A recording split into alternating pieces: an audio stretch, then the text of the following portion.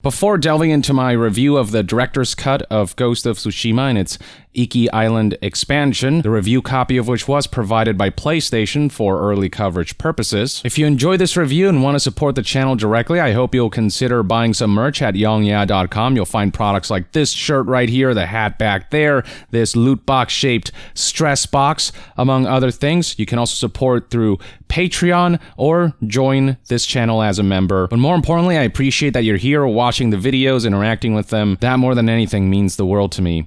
But with all that out of the way, I hope you enjoy my review of Ghost of Tsushima Director's Cut. Ghost of Tsushima was my favorite game of 2020, my personal game of that year, which is why I've been so pleased that Sucker Punch has continued to reinforce Ghost of Tsushima with new content and just new excuses for players to keep diving back in. We got that patch 1.3 that added New Game Plus, new rewards, quality of life improvements.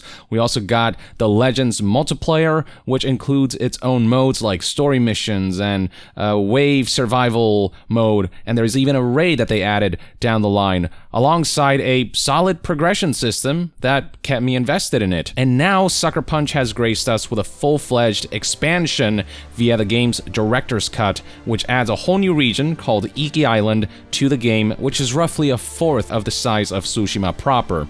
It also expands upon the story of our protagonist Jin Sakai, who goes to Iki Island to pursue a villainous shaman known as the Eagle, who uses this concoction not too dissimilar from Scarecrow's fear toxin to subjugate enemies and recruit new allies. With signs indicating that the Eagle is making preparations to mount an invasion on Tsushima, Jin journeys to Iki Island to put a stop to her plot, and to that end allies himself with local raiders.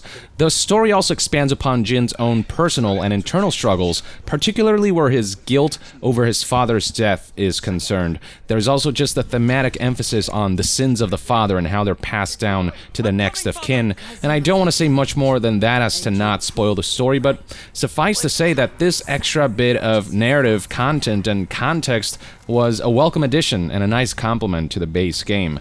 It helps that the performances continue to be really solid across the board, and the more realized cutscenes especially continue to look and sound awesome. I only wish the main campaign of this expansion gave the exploration of Jin's guilt a bit more room to breathe and marinate. The main campaign of Iki Island is, I'd say, on its own, if you just beeline through it, about 5 hours give or take, and I felt the length of that campaign just didn't allow for the exploration of Jin's guilt to reach its full potential. There's a decent amount there. What's there isn't bad at all, it just feels like a vertical slice of something that could have been further fleshed out. With all said and done, though, fans of Ghost of Tsushima, I think, will ultimately enjoy the narrative additions and the conclusion of this additional story. Outside of the core story of this expansion, there's a whole new island to explore, rife with myriad activities and side stories to partake in, as well as new rewards to earn. I'd say completionists will roughly have about 15 hours of content, maybe 20 in total here. I haven't 100%ed this game, so I'm just speculating. It's just an estimation. Now, it should be noted that I transferred and loaded up my old save file from Ghost of Tsushima, the base game, which was easy enough to do. There's a transfer option from PS4 to PS5, so all of my gear, abilities, upgrades, you name it, did transfer over, and that likely helped expedite my rate of progress through Iki Island, as I had basically endgame gear and progression. You do have to get to a certain point in Tsushima's campaign before you can go to Iki Island, but you don't have to beat it, so I'm sure some people might do that. But generally, about a 5-hour long campaign accompanied by 10, maybe 15 hours of extra content, side activities, side quests, you name it. That seems about right. As far as side activities go, you're gonna see a lot of familiar stuff like writing haiku, bamboo cutting challenges, clearing out enemy encampments, and whatnot. A lot of these make a return, but there are some new ones in Iki Island as well, like archery challenges, the dueling ring, and the flute-playing minigame, accompanied by new collectibles to search for as well. Oh, and you can pet new animals like these adorable monkeys and feline, so instant 10 out of 10. You'll also find new stuff to unlock, be it new skills like the horse's incredibly satisfying charge maneuver, new cosmetics for all your gear, and new armor with unique effects earned through mythic tales, alongside new charms to further expand character builds and playstyles. There's this new armor in particular, for example, that focuses on rewarding players for executing perfect parries and dodges, and as a huge fan of Sekiro's parry-focused gameplay, I immediately leaned towards that, made a build around it, and that culminated in a gameplay style that was more patient and defensive than what I used to play, and when properly channeled, it could be pretty lethal. Really enjoyed it. For assassination gameplay, there's this new charm that allows you to kill a distant enemy during a chain assassination with a kunai that wasn't in the original game. Stuff like that just bolsters the overall gameplay and experimentation. Combat, of course, is just as excellent as it ever was, and still one of the game's greatest assets. It's the same fluid, visceral, engaging, and versatile combat you know and love, one that emphasizes precision over button mashing, one that looks as kick-ass as it plays, and one that I continue to find addictive even after all this time. You'll still be using your trusty katana alongside your bow and arrow, switching between stances to deal with different enemy types, utilizing unlocked abilities, tools, and gadgets in the mix, with plenty of stealth assassination opportunities along the way. Now, as far as skills and abilities go in terms of stuff you put skill points into, the horse charge is the only real new thing. If you've already maxed out everything, all your stances and whatnot, then that's kind of what you'll carry over to Iki Island. But the expansion does vary combat up by introducing a new type of enemy called the Shaman, who sort of sit in the back and they start chanting to essentially buff enemies around them to make them more aggressive and relentless with their attacks. So an important strategy in Iki Island becomes to locate the Shaman and take care of them first before engaging the rest of the enemies, as otherwise you're just gonna have a harder time.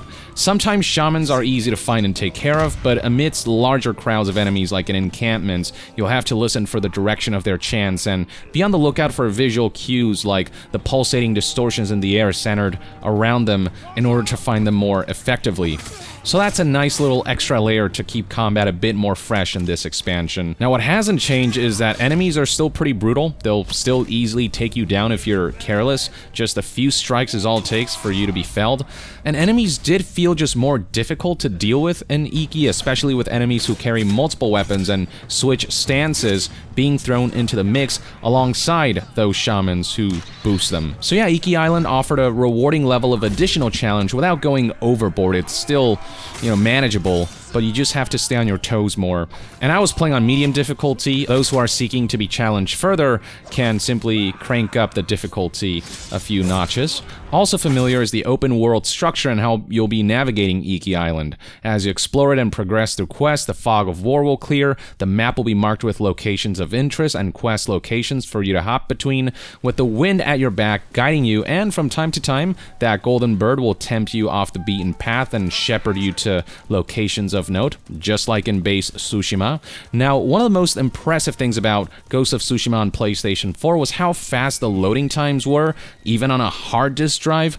On PS5, load times, well, as with many other PS5 games, are practically non-existent, a couple seconds at most, and it makes navigating the world all the more convenient. Like this one time I had forgotten to upgrade my armor before starting the next quest, and the whole process of fast traveling to an armorer and then fast traveling back to the mission location was just so seamless and swift and quick, it mitigated any semblance of open world traversal tedium. The PS5 version of the director's cut also benefits from the graphics and performance boost offered by the new hardware. The game looked gorgeous enough on PS4, but at 4K resolution and 60 frames per second on PS5, chef's kiss. Especially when we're looking at a game that's so constantly in motion. Referring, of course, to the beautiful environments of this open world, and the new biomes of Iki Island are truly stunning.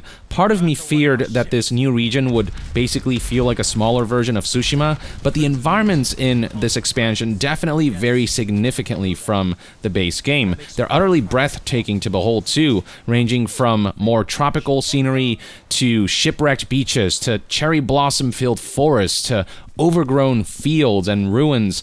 What makes these environments particularly special is how alive they feel, with foliage that flows with the wind, waves crashing onto the shore, wildlife that surrounds you near and far, and nature's particle effects dancing in the air. It was the case with the base game, and in this expansion, that's all there as well.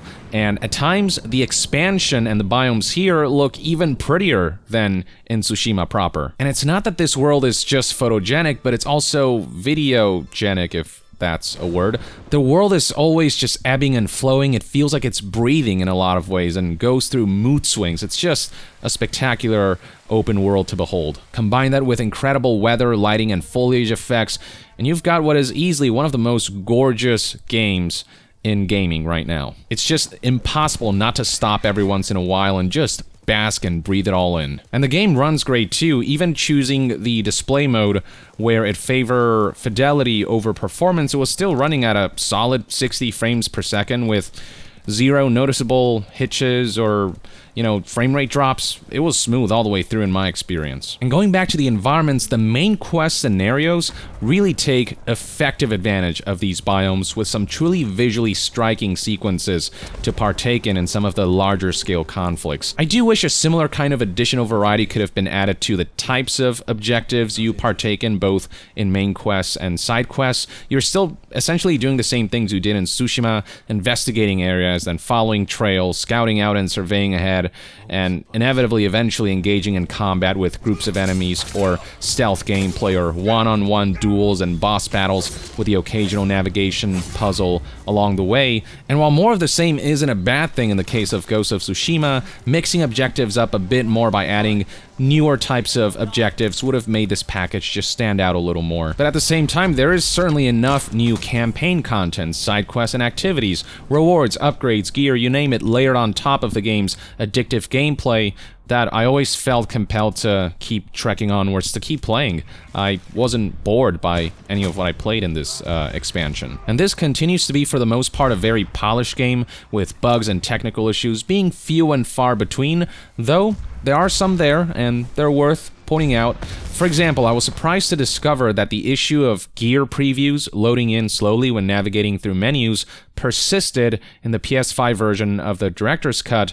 I just wasn't expecting that, and it can be annoying, especially as you're trying to compare and contrast between cosmetic customization options and just trying to navigate the menu swiftly and getting information as efficiently as possible. There were also a few other minor technical issues that I encountered, including some unrefined animations like how walking upstairs sees Jin's legs clip through them. One time, a perfect parry that should have triggered didn't trigger properly, like time slowed down and the animation played and everything, but the enemy didn't get stunned.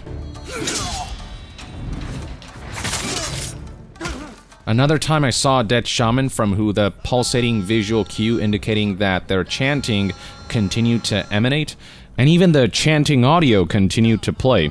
So in general, I did stumble upon a few minor technical hitches here and there, and flaws that I found in the main game also did carry over to the expansion. Many of the less important dialogue cutscenes can still feel drab in its presentation, with static wide shots often being employed, likely to hide the less nuanced facial animation, but these scenes just feel really static compared to the key cutscenes that are gorgeously realized and cinematically presented. Assassination prompts can still feel inconsistent, often leading to accidental sword strikes instead of stealth takedowns. I still don't like how environmental surfaces the devs didn't intend for you to stand on are treated as giant slippery bars of soap. It just looks and feels unnatural and can rob some navigational creativity. But in the grand scheme of things, these issues are easy to forgive and forget and don't rob the experience of the visual and auditory splendor, its welcome narrative additions, its gameplay enhancements, and the overall gratification of the experience. As a sore combat game, this title still excels in just about every way. As a stealth assassination game, this game pulls off Assassin's Creed better than Assassin's Creed, and this expansion provides ample reason and excuse to dive back in and layer more content and features on top. top. This is far from throwaway content, there is substance here. Now, one sticking point worth calling out is the pricing model of the Director's Cut, specifically where upgrading from PS4 to PS5 is concerned. Those who are buying Ghost of Tsushima for the first time via Director's Cut are getting the best deal, with $70 buying them the most comprehensive package that features both the base game and the expansion, as well as the free multiplayer mode Legends, and that direct access to the PlayStation 5 version of the game. But those who already bought the game on PS4 have to shell out $10 additional to upgrade to PS5 on top of the $20 for the expansion. In stark contrast, Xbox has been releasing enhancements for older games to take advantage of the newer Xbox Series hardware at no additional cost. I think just charging $20 for the expansion while keeping the upgrade from PS4 to PS5 free would have been the best option and the most balanced option to go with. Now, is this pricing model the end of the world? No, but it does stain an otherwise compelling package. But for those who can't afford it, for those who are willing to look past the upgrade pricing model woes, if you loved Ghost of Tsushima and want more, I can't think of a reason not to get this expansion. I think you'll have a great time with it, as I did, and the best way to play it is on PlayStation 5 with the haptic feedback and the triggers, the adaptive triggers, alongside the fast loading times and the 60 frames per second performance and the 4K resolution.